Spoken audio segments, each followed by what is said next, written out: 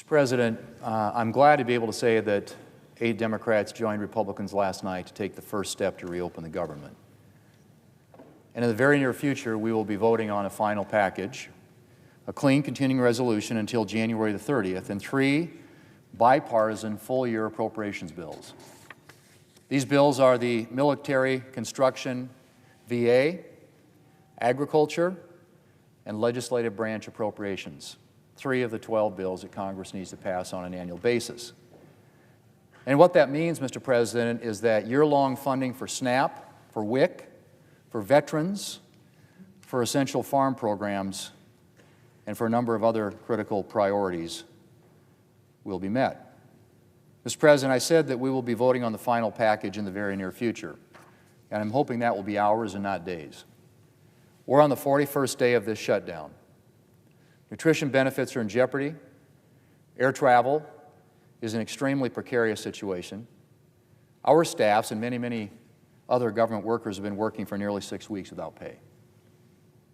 I could spend an hour talking about all the problems we've seen, which have snowballed the longer this shutdown has gone on.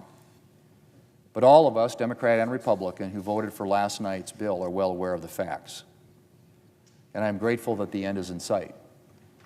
But I would encourage every member of this body, Democrat or Republican, pro-bill or anti-bill, not to stand in the way of our being able to deliver the coming relief quickly. The American people have suffered for long enough.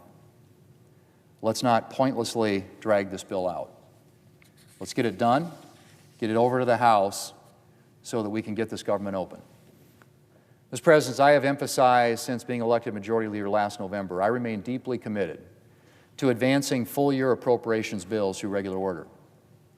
And we've drafted this continuing resolution to extend to January 30th specifically to give us more time to get this bipartisan work done. I look forward to taking up additional appropriations bills on the floor in the near future. Mr. President, after 41 days, I'm grateful to be able to say that we are close to getting the government reopened.